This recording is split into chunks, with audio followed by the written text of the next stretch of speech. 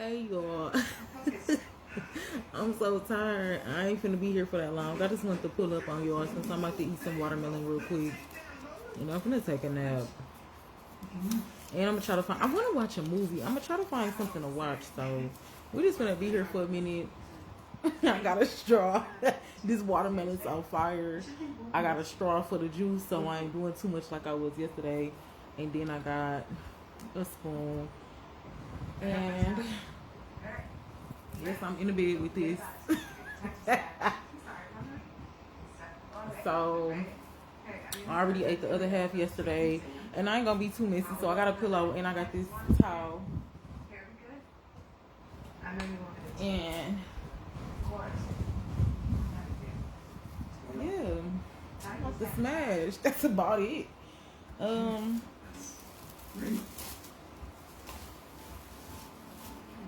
Let me show you all real quick before I get busy because yeah. So this is what we working with. Turn my little flash on. Bro, I don't know. It's like when you eat in the bed, it's so much better. But this is my watermelon. This a half. Y'all know I got this from Saginaw Street and Flint. If you know Saginaw Street, you know right there they've been selling watermelon our whole life. And then I got some honey.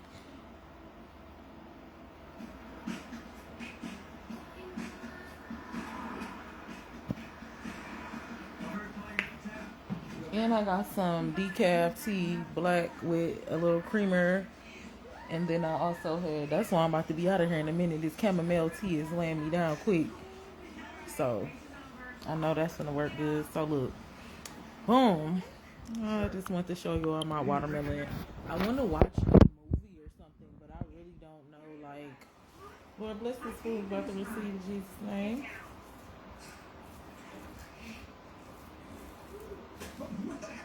And this is so easy. I just started eating it like this. The real question is why? Why do you have a dead foot? No. Oh, who? My boyfriend. Oh my goodness. And you're keeping Bro. to remind you of it? No. This don't even need no honey. With the honey, oh my God. You're not going to cheat on me, are you, Boo? Let me tell y'all something.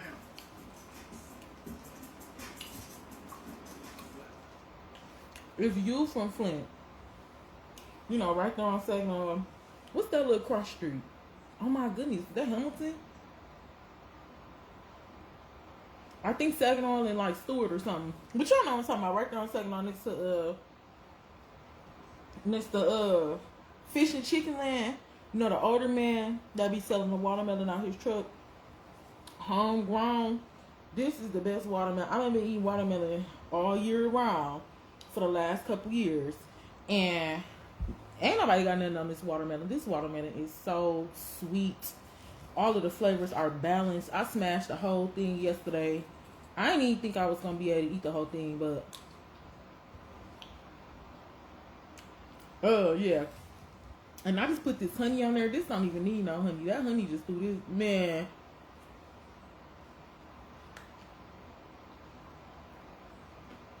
I don't even know what to say. This is how it was yesterday. I don't even know what to say. The watermelon's so fat. It's so juicy. And so dang on sweet. Like, this is sweetness that I like though. Like fruit juice, sugar. Besides, when I be having my little sweet tooth and I start eating a whole bunch of junk food, that's why I'm in trouble now. I need a break from junk food. And real food, I ain't gonna lie.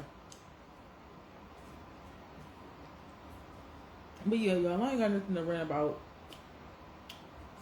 This watermelon fire. Since I'm sitting here vibing with y'all, for now, I'm gonna go, do YouTube live too. Y'all know guys. I need to start stepping back into Clapper live too.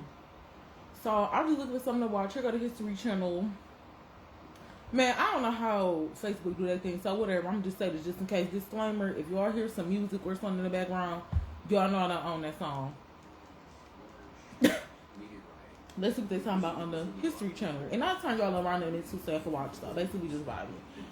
We were literally standing on the crater rim, and the water's being pumped out, and we are so close. We're literally within feet of uncovering this large, possibly multi-ton meteorite in the bottom of the crater.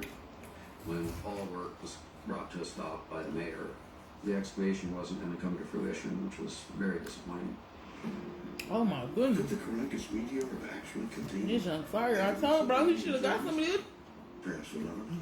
Man, Sheer possibility. it's crazy work. This is truly frightening.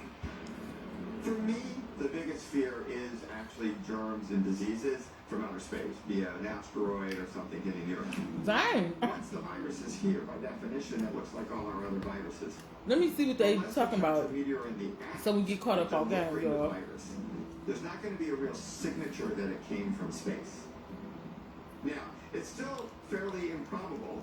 It's a little more likely that you just get viruses on the Earth, but the idea of a virus that's stuck in an asteroid and then lands on Earth, it's not as crazy as people think. What? Bro. The idea that pandemics could have actually come from outer space is a very real possibility. You can't rule it out that certain organisms can actually survive in the vacuum of space.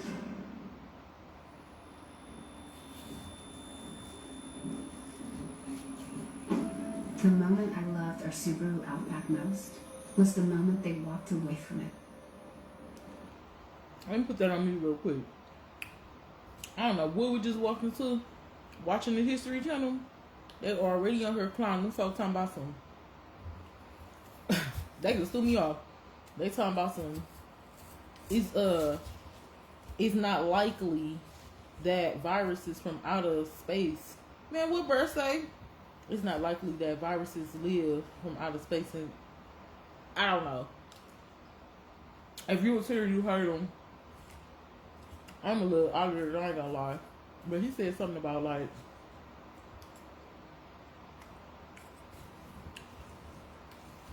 scientists, man, I don't know, y'all. We'll see when it come back on. We'll see when it come back on. Something about viruses shouldn't be living that long out of space, or is viruses trapped in the atmosphere? I think that's what he said. Thank you, Laura. I think that's what he said. Is viruses trapped in the atmosphere and meteorites? Sound like they talking about some science junk. He's talking about some. I'm like, hey, how you doing? He like, hey, I'm good. How are you?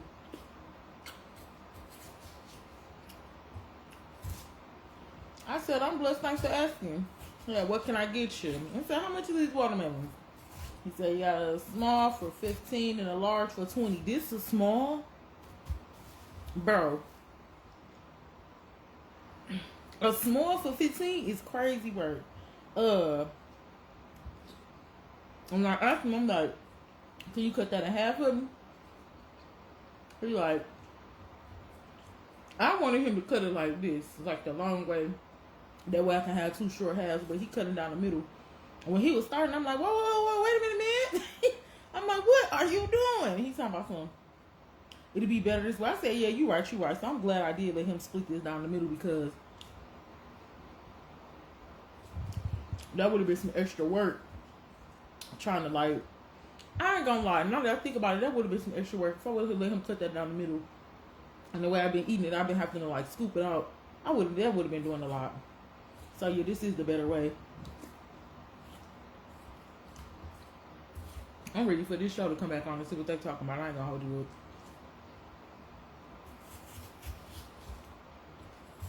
up. Man, this boy, right? I ain't gonna lie. I ain't asked him how much for the halves. He had smalls, larges, and then he had like some quarter sizes. If the small 15, the large 20, then that little quarter had to be 10. This is a watermelon that needs to be at the cookout. I swear, this watermelon is so fire. This is not nothing to share. Well, I don't share if I had to, but now I see why parents be, I ain't gonna lie. I see why parents be mad when you be touching their stuff, because some stuff you just don't want to share. That's how I am with certain stuff. It ain't a lot, but man, something like this.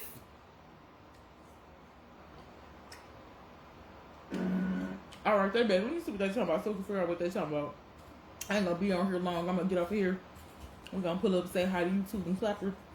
And then I'm gonna take me a nap. So let's see what they talking about so we can get a little context of the The first conversation. recorded sighting of Halley's Comet. And the inspiration for Anaxagoras to propose an idea so incredible that it shocked the ancient world. He suggested that life on Earth first originated in outer space. It is a fascinating theory, known as panspermia. Panspermia is the basic Where's my idea that pen? key building blocks for life, chemical-wise, came from meteors or asteroids hitting the Earth. And then once those hit Earth, they're dispersed, and that can be a key chemical step in the start of life.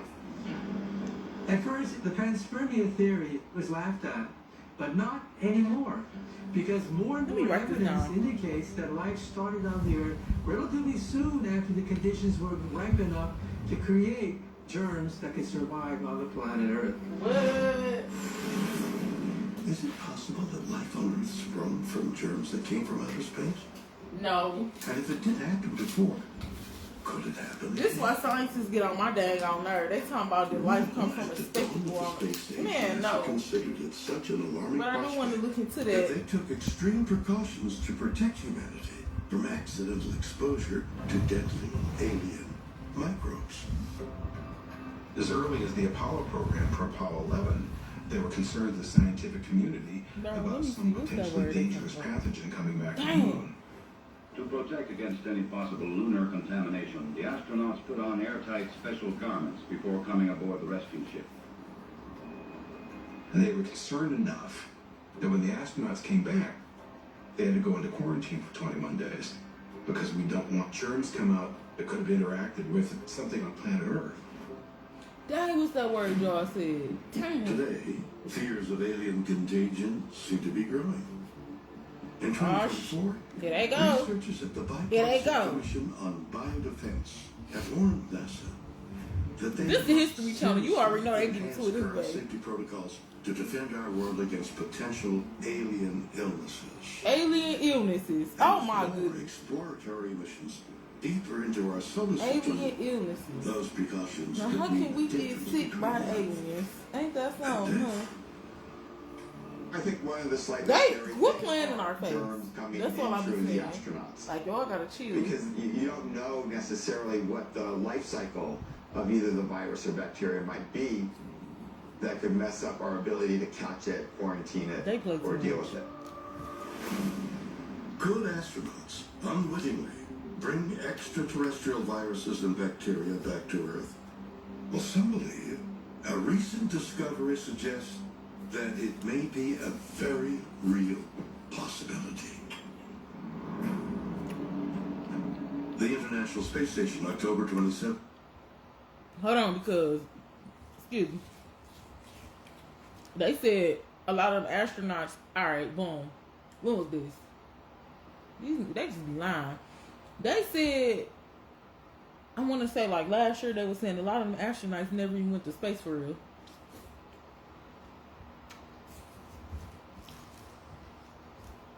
That was just a whole bunch of. That is crazy. A whole bunch of prompts and they backgrounds and junk. Even Russia's space agency Roscosmos concluded that the bacteria discovered on the ISS did originate from somewhere in outer space. While other scientists remain skeptical, the possibility does cause concern. Just what would happen if a dangerous bacteria of alien origin were to ever reach Earth? Oh my God. It's possible that if an alien pathogen finds itself on the Earth, it would very quickly adapt and evolve to our local environment and start invading us because it's just how life works. Just so far. While the notion of an alien bacteria infecting life on Earth may sound far-fetched, some experts claim it's not only possible, but that it's already happened. March 2020. The normal daily activity of humans on Earth is stopped in its tracks. Alarming numbers of people all around the world are sick and dying. from a pandemic called COVID-19. Many scientists believe this contagious virus originated in diseased bats in Wuhan, China. But in July 2020, a scientific paper is published that proposes that the virus was carried on a meteor, which flew over the city of Shenyang, China on October the 11th, 2019, sending viral debris down to Earth. This article comes out of left field saying that maybe these germs come out of space. People raised an eyebrow and said, this sounds like science fiction. It doesn't sound like real solid science. Well, let's be honest. You can't rule it out that certain organisms can actually exist and thrive in the vacuum of outer space. The idea that our next pandemic may arrive from outer space is profoundly disturbing. But perhaps even more frightening is the fact that, according to some studies, bacteria that develop in outer space have the capacity to become supercharged. One of the interesting experiments that scientists are doing aboard the ISS is to grow different types of bacteria and see how they grow in space. And shockingly, salmonella specifically, have been shown to be more virulent and reproduce faster, grow faster. One of the slightly scary things is when bacteria, particularly salmonella, was tested, it basically turns on a whole bunch of genes in the bacteria that are self-defense genes. And it becomes tougher, it can resist antibiotics, and what you get from space is a superbacteria. The possibility that outer space can cause bacteria to become supercharged is nothing short of terrifying. And if an astronaut did become infected with a strain of superbacteria, is there anything we could do about it? Any alien pathogen, if it's alive, it needs the same basic things that Earth-based life does.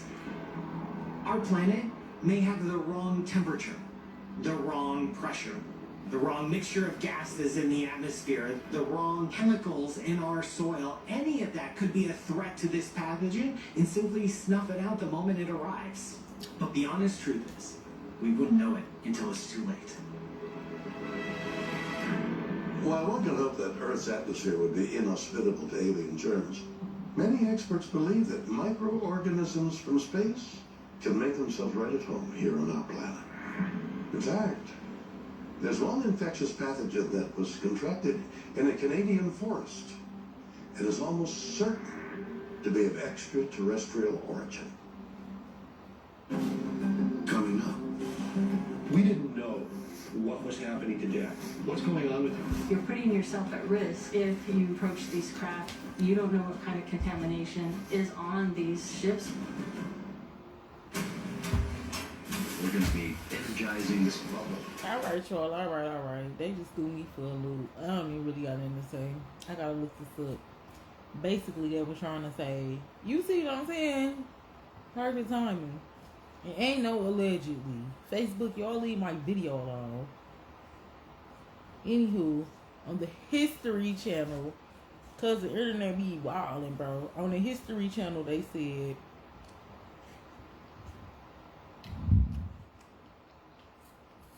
it's a possibility, since the earth ain't clean,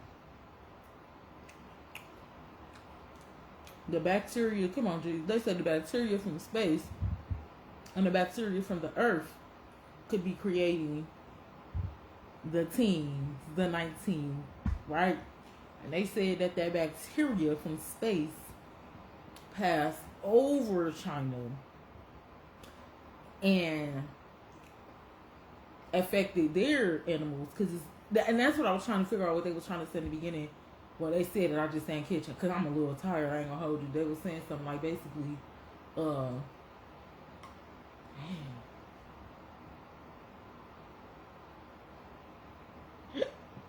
excuse me. In the beginning, they were saying, I don't know about the beginning part, but I do know about this part. They basically saying that if the earth soil and all that is bad and nasty, then the bacteria we got here and the bacteria they got in space, it can mix, and then we can get germs from extraterrestrials or whatever.